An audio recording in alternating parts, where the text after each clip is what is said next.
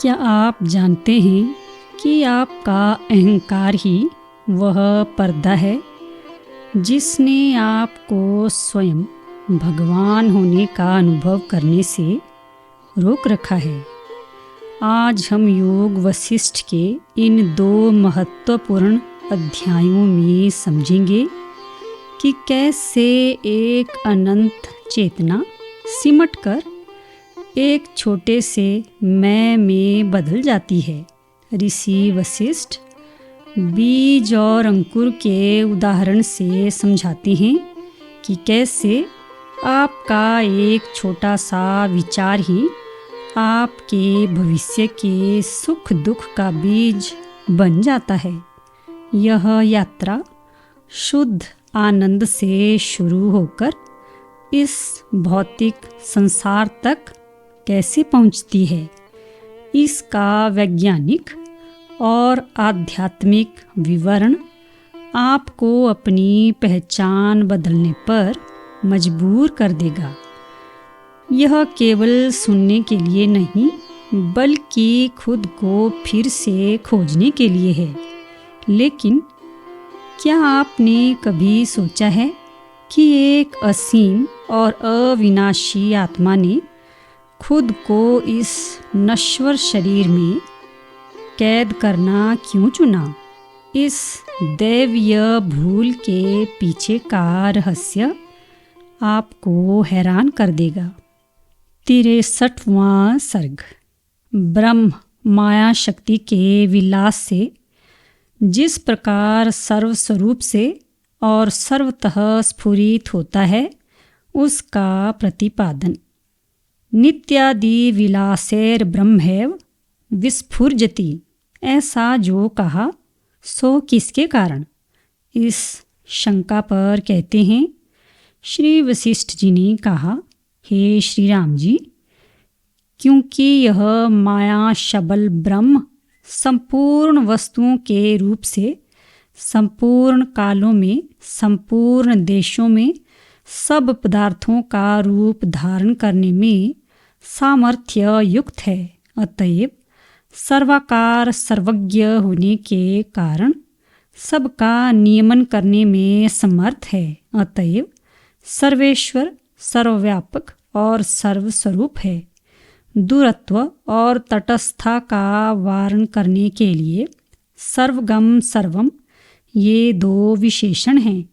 यदि कोई शंका करे कि उसमें विप्रकर्ष और तटस्थता क्यों नहीं है, तो इस पर कहते हैं यह आत्मा है और सर्वशक्तिशाली है। यानी आत्मा होने से और सर्वशक्तिशाली होने से यह विप्रकर्ष और तटस्थता से शून्य है। शंका, यदि वह सबका आत्मा और सर्वशक्तिशाली है तो सबको सर्वत्र प्रकट क्यों नहीं करेगा? समाधान, सबको सर्वत्र प्रकट नहीं करता, क्योंकि सर्वशक्तिशाली होने पर भी कहीं पर, यानी अंतःकरण रूप उपाधि में जीव रूप से प्रवेश होने पर चित्त शक्ति को प्रकट करता है। कहीं पर सात्विक उपाधि में प्रवेश करने से शांति को प्रकट करता है। कहीं पर तामस उपाधि में प्रवेश करने से जड़ शक्ति को प्रकट करता है। कहीं पर राजसोपाधि में राग लोभ आदि वृत्तियों का उल्लास प्रकटता है। कहीं पर कुछ यानी मिश्रित गुणों का कार्य होने से विशेष रूप से कथन के योग्य प्रकट करता है, और सुसुप्ति और प्रलय में कुछ भी प्रकट नहीं करता। भिन्न स्थानों में उसके विभिन्न रूप से प्रकट होने में उसकी सत्य संकल्पता ही कारण है। जिस स्थान में, जिस काल में, जिसकी जिस प्रकार से यह भावना करता है, वहाँ पर उस समय उसको वैसा ही देखता है। शक्तियों के आविर्भाव के अनुरूप ही इसकी विचित्र रूप से स्थिति है। सर्वशक्तिमान परमात्मा से जो जो शक्ति जैसे उदित होती है, वह वैसे ही स्थित है, तब वह शक्ति स्वभाव से ही नाना प्रकार के रूप वाली होती है। शंका: यह शक्ति और शक्तिमान के भेद की कल्पना व्यवहार दृष्टि से ही है या परमार्थ रूप से भी है? समाधान: शक्ति और शक्तिमान के भेद की कल्पना व्यवहार दृष्टि से ही है, परमार्थ दृष्टि से नहीं। परमार्थ दृष्टि से तो ये शक्तियाँ आत्मरूप हैं। बुद्धिमानों ने लौकिक व्यवहार की सिद्धि के लिए इस प्रकार भेद की कल्पना कर रखी है। आत्मा में तनिक भी भेद नहीं है।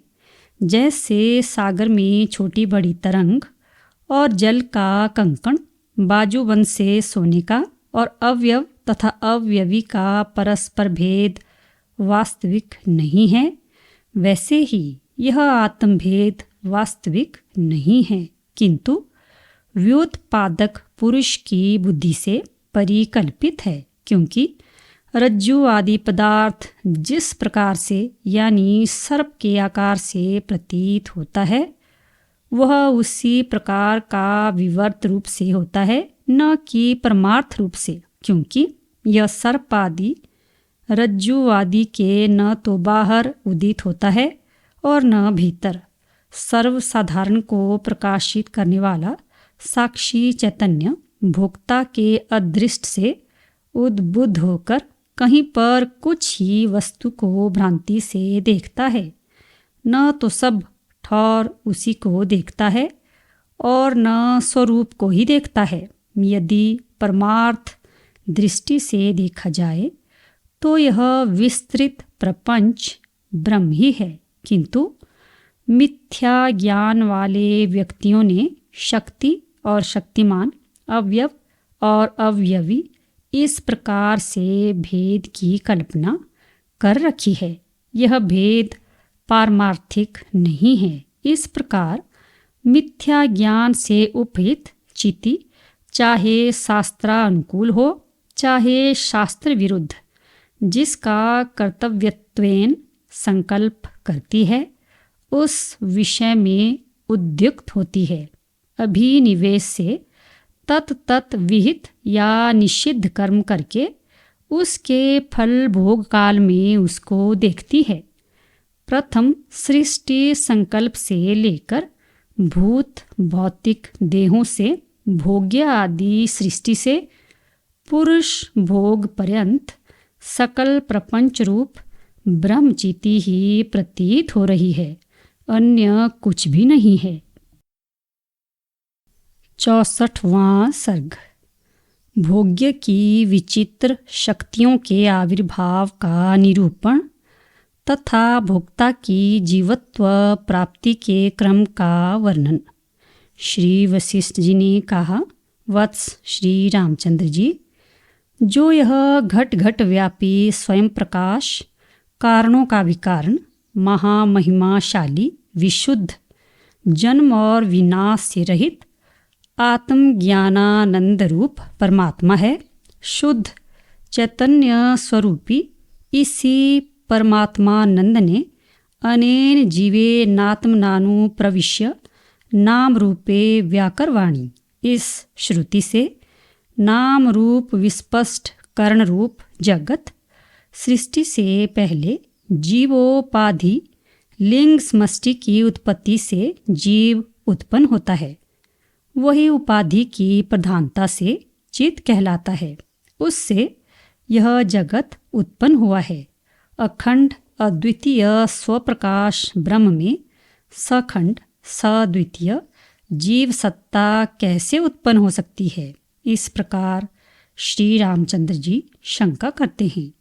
श्री रामचंद्र जी ने कहा, भगवान, ब्रह्म होने के कारण अत्यंत अपरिचिन्नता रूप वृद्धि को प्राप्त स्वानुभव से वेद्य अद्वितीय ब्रह्म में छोटा सा जीव पूर्व सिद्ध ब्रह्मता से विरुद्ध पृथक सत्ता को कैसे प्राप्त होता है? सत्य स्वरूप अविद्या संबंध शून्य ब्रह्म में परमार्थ दृष्टि से जीव सत्ता का संभव नहीं है, किंतु अविद्या संवलित ब्रह्म में जीव सत्ता होने में कोई विरोध नहीं है। इस प्रकार विभाग करके कहने की इच्छा करने वाले श्री वशिष्ठ जी पहले ब्रह्म के साधारण स्वरूप को कहते हैं। श्री वशिष्ठ जी ने कहा, वत्स श्री रामचंद्र जी, यहाँ पर विशुद्ध व्यापक ब्रह्म है, जिसमें द्वैत प्रतीतियाँ असत हैं, जो असीम चैतन्य स्वरूप, अविनाशी और आनंद स्वरूप हैं, एवं जो आत्मज्ञानी नहीं हैं उनके लिए उसका स्वरूप बड़ा भयंकर है। जैसे कि वृद्ध पुरुषों ने कहा है, अस्पर्श योगो वै नाम दूरदर्शः सर्वयोगी नाम, योगिनो बिभ्यति हयस्माद् भये भयदर्शिनः। अर्थात यह अस्पर्श योग सर्वयोगियों के लिए दूरदर्श है। भय शून्य में भय देखने वाले योगी इससे भयभीत होते हैं। उनमें से पहले को दर्शाते हैं, उसका जो सम, परिपूर्ण, शुद्ध, चिन्ह रहित सत स्वरूप है, जिसका कि ज्ञानी भी निर्देश नहीं कर सकते, वह शांत परम पद है। उसी का मोक्ष होने तक उद्भव बीज की सत्ता होने से उदित हुआ सा उपाधि स्वभाव से जो चलन शक्त्यात्मक अर्थात प्राण धारण रूप संविदात्मक सत्व रूप है, वह जीव शब्द से कहा जाता है। उसी में सब नाम और रूपों का व्याकरण होता है। परम आदर्श रूप चिदाकाश में अनुभव रूप इन अनंत जगजाल परंपराओं का प्रतिबिंब पड़ता है। जगत की विचित्रता की कल्पना के अनुरूप क्रिया शक्ति प्रधान प्राण बनना ही चित्त का जीव भाव है। इसमें दृष्टांत देते हैं, हे श्री रामचंद्र जी, निर्मल चिदाकाश का प्राणाधीन चलना ध्यास होने से स्वाभाविक निष्क्रियता के छिप जाने पर जो अल्प संवेदन यानी परिच्छेद भ्रांति अहम उदित होता है, वही जीव है। जीवात्मा का जीवत्व जब तक मोक्ष नहीं होता तब तक स्वाभाविक है। जैसे वायु का चलन स्वाभाविक है, जैसे अग्नि की उष्णता स्वाभाविक है और हिम की शीतलता स्वाभाविक है, वैसे ही आत्मा का जीवत्व भी स्वाभाविक है। चिद्घन जो आत्म तत्व है, उसका स्वयं अपने स्वरूप के अपरिज्ञान के कारण जो अल्प ज्ञान सा अर्थात ज्ञान स्वरूप की परिचिन्नता सी है, वही जीव नाम से पुकारा जाता है। जैसे अग्नि की चिंगारी अपने को उद्दीप्त करने वाले घी तेल आदि की अधिकता से अपनी स्वाभाविक प्रकाशता को प्राप्त होती है, वैसे ही वही जीव क्रमशः वासना की दृढ़ता से अहंकारता को प्राप्त होता है। जैसे दर्शक पुरुष द्वारा अपने नेत्रों के गोचर न होने वाले आकाश भाग में दौड़ाया गया नेत्र जहाँ तक पहुँच सकता है, वहाँ तक नीलिमा नहीं देखता। जहाँ पर पहुँचकर आगे बढ़ने में असमर्थ होता है, वहाँ से आगे उसका मार्ग नीला न होने पर भी उसे नीला दिखाई देता है। वैसे ही अहंता से रहित भी जीव की अपनी अगोचर अपनी आत्मा में अहम भावना होती है। जैसे आकाश अपनी निबिड़ता से घनता से नीलिमा को प्राप्त होता है, वैसे ही अपने पूर्व संकल्प के संस्कार से जागृत हुई अपने में अध्यस्त इस इंद्रनील शिला के सदृश निबिड़ता से जीव अहंकार को ग्रहण करता है।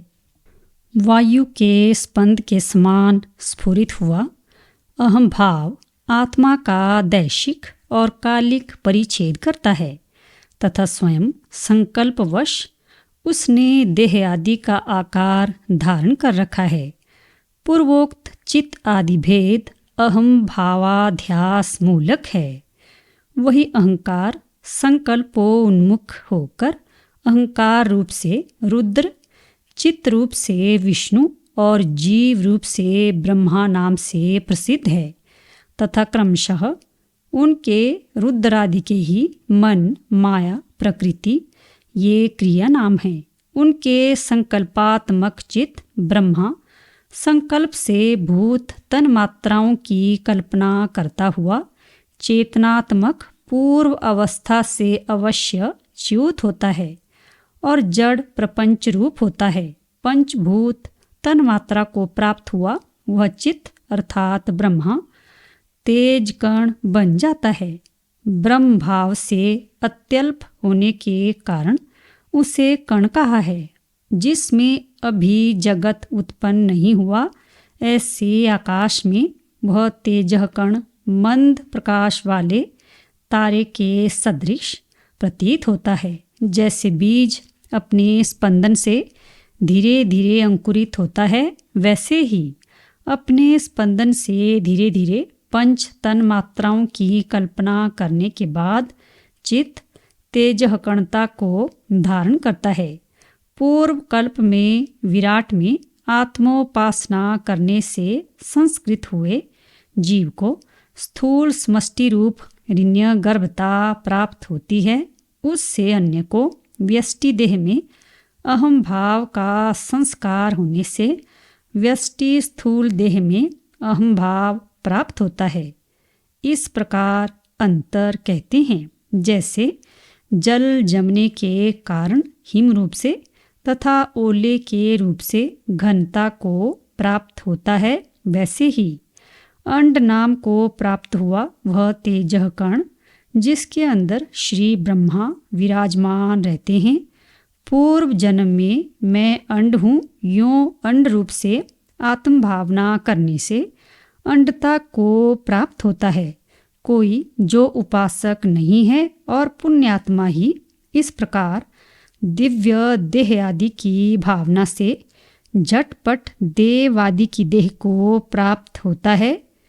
देवादि देह जो अहम नहीं है उसमें अहम भाव रूप भ्रांति को प्राप्त होता है तथा गंधर्वों से या अन्य देवताओं से सुरक्षित अमरावती आदि नगरों में निवास करता है।